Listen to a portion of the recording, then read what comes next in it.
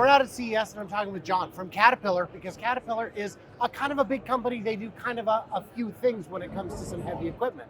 You've moved some dirt in your time, of course. A little bit. A little bit. Now, a story that we love to talk about on our channel is the giant mining trucks. What do you call those big dump trucks? So we have a tendency to call those large mining trucks, LMTs. I'll never remember that. So those trucks, if you are doing an application that starts at the top of the hill and loads up and brings it down low, what happens with your energy consumption? How much juice are you going to use in a day? Yeah, so it's all over the place. It depends on how far they're traveling from where they're loaded with the material to where they have to dump it to be processed. And it also depends on if they're traveling uphill or downhill, right? Right. And that's, I think, what you're kind of leaning into. So That's certainly similar to EV passenger cars that have regenerative braking, our electric machines have similar technology on them. So as those trucks are going downhill, they're actually regenerating energy. Instead of using just standard brakes, they're using that regenerative brakes, and they're actually pulling energy or dumping energy back into the batteries, enabling them to reduce the number of times they need to be charged. So there are cases where you're on flat ground and you just charge and use it normal. That's correct. And there are cases where you have to go uphill loaded and then you're charging more. And there are cases where you load at the top and come down and you may charge very little, if at all.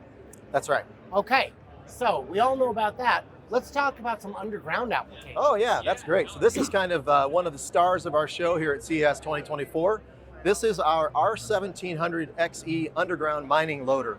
And this machine has been in production for a couple of years now and is working in underground mining, primarily in Canada. But this guy has a diesel equivalent that's about the same size, but this is a fully battery electric machine. There is no internal combustion engine on this machine. It has a 213 kilowatt hour battery pack that functions at 715 volts. And it's really doing a great job for our customers that are using it. And it's actually providing a lot of benefit to the operators as well. 213 kilowatts is not that big. Hummer is almost that size. Yeah, it really is. I have an F-150 Lightning and mine's extended range, so it's about 130. So a lot of people expect that the battery would be larger. But it doesn't, it just needs to work for the application. That's correct. This is a big piece of equipment. And you said until this came out, this was going to be, for my mine, I need something like, it's going to be a diesel. That's correct. And I got to vent the heck out of that. That's right. So underground mining, you can think about it, it's a very enclosed space. So even though a lot of people think that ventilation is one of the biggest benefits, actually one of the large benefits is in temperature. So engineers will talk about heat rejection, but if you think about a diesel engine gives off a lot of heat. And in some cases, there are operations that have to happen in the area that a machine has been operating. And if it's a diesel machine, there could be so much heat buildup that the customer may need to wait up to 45 to 60 minutes for the people to come in. They have to wait for that heat to dissipate. So they might have to wait for that time to pass and the heat to dissipate to bring people in. Well, this, very little, if any, heat rejection. And so as soon as the machine gets out of the way, those people can come in and work on ventilation, work on whatever else they need to do in the space without that time delay. That translates to keeping production numbers high, because these guys are very different from construction. A lot of our mining customers are 24/7 operations, and if they aren't moving material, they're not ringing cash register. So if we don't want to have a lot of downtime for those kinds of operations, or simply just even for charging. So here's the really cool thing. That big charger over there is the MEC 500. It's MEC stands for Mobile Equipment Charger. 500 means it's a 500 kilowatt charging rate charger. So it's not a, nice stainless steel braiding. I cannot reach around. It is not it's not a generator. It doesn't store energy. It needs an AC power source. But we can actually shove, this is a proprietary connector that works with that R1700. We can shove 700 amps through this connector, and it is not liquid cooled.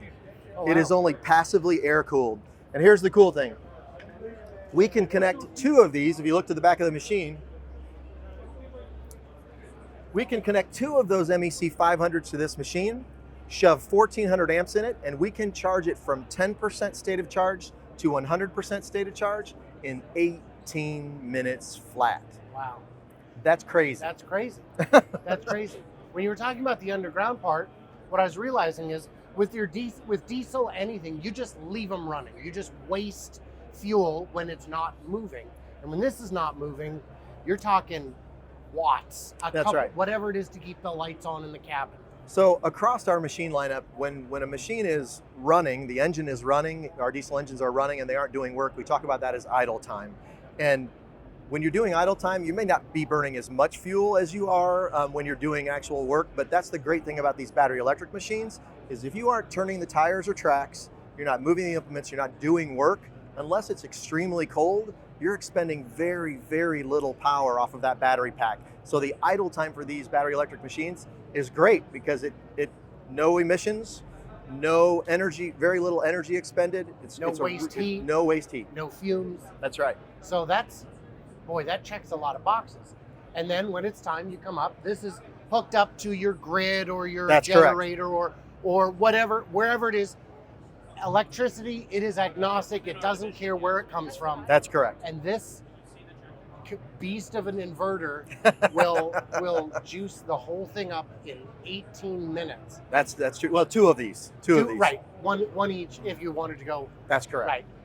And now you've got you've got other electrical solutions in other parts of the ecosystem. Let's talk about those. What are we looking at? Yeah, so at some previous trade shows, Bauma in Germany a couple of years ago, ConExpo here in Vegas last March, we actually debuted 4 battery electric machine prototypes in our construction lineup. Okay. On the booth, we have one of them, the 301.9 mini excavator. So to give you some comparison, we just looked at the R1700 with a 213 kilowatt hour battery pack.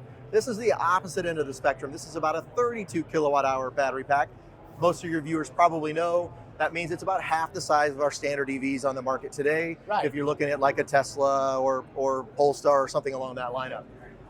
But what's really exciting about what we're showing here is that for the customers that we've been talking to at those large construction trade shows, once we get over the range anxiety questions, and we can certainly talk about that, but once we get over that, the next kind of complaint or concern is, but the sites that I work on, I don't have power on sites today. So what we did at ConExpo, which was really cool, was we had 12 solar panels generating solar power, and then this white box here on the other side is what we call an energy storage solution, or ESS. Your viewers can think of it as a battery in a box. All right. And so at ConExpo last March, we had those 12 solar panels generating solar power and storing it in this battery as a box, this ESS unit. And then at night, we had a 3019 that had been operating for a week and a half in our daily demos. It operated that entire week and a half solely on solar power. So at night, we plugged our chargers into this, charged that machine, and it worked for a week and a half on solar power alone. But I've got 6 excavators. One is never going to do the trick. If only there was a way. So true. I mean, this unit, this is called our XES60. It's about 60 kilowatt hours of capacity on board. It will charge that 301.9 twice. Right. So really, if I leave my yard, if I'm a landscaper, and I leave my yard where I store my machines and I have my machine fully charged and my ESS fully charged, I could get 3+ days of operation on a site without power. Now, if we start to go to our larger size machines, this is not a good fit. So we have some ESS units that are larger.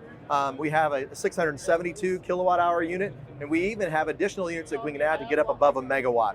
So we are developing solutions to help solve those needs for our larger machines as well. And it's pallet shaped and sized. That's correct. The things for the pallet right there. It's got the gross weight on it. So this may be available today at your local cat dealer and at the cat rental store, and so you could actually rent this. So if you say, well, I might not need this. I only need it for a week or a weekend. You could rent this from your local cat dealer. And this thing is cool. It actually, we talked about being hooked up to solar. You could just use the grid to fill it, but it's also initially designed to be paired with a genset, and it'll only run the genset when it needs to recharge. So it can be a source of silent power, and then the ESS will actually tell the genset, now I need you to fire, and it'll run the genset at its most optimum RPM, so we have our best fuel efficiency and our lowest emissions possible. That's great. And then when this is recharged, it shuts it off. Because the more money your customers save, the more money they have to expand operations, buy new equipment, all that. If they're profitable and if they're profitable, then that's good news for us. Right. That makes your product the cheapest over the life of the operation. That's right. Now, when we were talking about this being a 32 kilowatt hour battery, if anyone's thinking that's too small, you've got to remember you're not driving 300 miles, you're driving 300 feet. That's true. And it's mostly operating just in one, I mean, like you said, for your demos, this lasted with minimal recharge. How many panels did you say? 8? 12. 12. Yep. Not a lot of juice coming in to keep it supplemented, but even still, it's clearly running all day. Yeah, so the really interesting thing about the 301.9 is its diesel equivalent is the 301.8. Same structure, same hydraulic system on the front end. And so if our customers have a similar size diesel machine and they've invested in a lot of Caterpillar work tools, they can use those same work tools for the diesel machines, that investment that they've made, and that investment can apply right to this electric machine without them having to jump into a whole different area. So same camera, different camera, same lenses. Yeah, exactly. Yeah. Exactly. Yeah. And so they can do an AC charge. You might recognize this port, right? It's a J1772 or a Type 1. So you can use basically almost any EVSE level 1 or level 2 charger to charge this machine. It's a 48 volt battery architecture. So it uses a kind of a unique bespoke 48 volt DC charger if you need that. But a lot of our customers are finding out that they can get through the majority of their day on a single overnight charge. So they might not need that DC charger. What we've done here, though, that is really important, Brian, I want to make sure your users understand, is we did not sacrifice any performance. Now, even though you might think 32 kilowatt hours is a small battery, this is the same performance as our diesel model, the 301.8, and we could have chosen to sacrifice performance to get longer runtime, but that's not the experience our Caterpillar customers expect. Right. It is still a Caterpillar at the end of the day. Absolutely. And the beauty is you can run so silent that the jackhammer won't even upset people. Well, maybe not, but I'll tell you, to me, the worst part of the construction sound is the idling at odd hours. The diesel engine, yeah. Yeah. And well, here's an interesting thing to that point is you may not, if any of your viewers have operated a machine, running a diesel machine all day can be fatiguing just from the vibration you get of not just the operation, but from the diesel engine running. Yeah. And so some of our initial operator feedback has been, it's so quiet that I can hear the people outside of the cab I'm talking to. And there's so much less vibration that I'm not as tired when I go home at the end of the day. The only sound you're really going to hear is the hydraulics, probably. That's correct. And you need to hear the hydraulics. Yeah, you don't want it to be silent operation because you want people to know something's going on. And you need the feedback for the system and all that. That's right. So that's a pretty good system all around. And especially with neighborhoods getting tighter, equipment being quieter, because this is a little guy. It's going to be in a backyard or putting in the pool or what have you. But, so that's where you want the quiet operation. Well, it's really where it fits. The applications that we think it really fits is indoor applications where there might be exhaust concerns. You know, might be doing construction indoors, and maybe it's at an airport and they have to shut down a huge area because of exhaust concerns. Now you don't have to shut down so much, right? Food processing, interior demolition. So, or to your point, right? Low noise environments if there's a low noise need.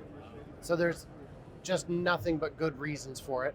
Yeah, we don't. So one thing at Caterpillar is we know that these battery electric machines, we are not replacing our entire lineup with battery electric machines. We don't. Where the battery technology is today, we're not to the point that it's going to cover every application for every customer. Right. So we want to have a detailed conversation with our customers to find out if they have an interest. Is it a good fit? Because the last thing we want is to sell them a machine that doesn't fit the need. Right. And every year the technology will get it. Well, we're already seeing it. Things that you were just getting started with, the batteries have gotten better enough that they make sense. That's right. So this is pretty exciting. And I don't think 32 kilowatt hours is small. I think for the size of what this is, that's a lot of battery. For our competitors that are in this same size class, most of them are 20 kWh and below. So 32, we've got the largest capacity in this size class on the market. Well, I think 32 will run all day. We're hoping so. And I think 20 might be pushing it, depending on your application. Yep. I mean, it's a lot less. Yep. Okay, so guys, you rush right out to your local Caterpillar dealer and pick up 5 and use my referral code to get a free hat.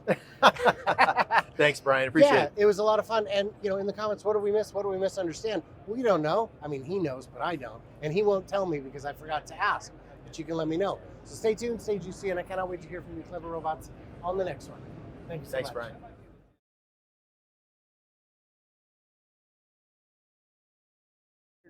Fixes it and makes it into a real normal, but we don't miss anything. Yeah, you should dance in the background. Oh, that'd be hilarious.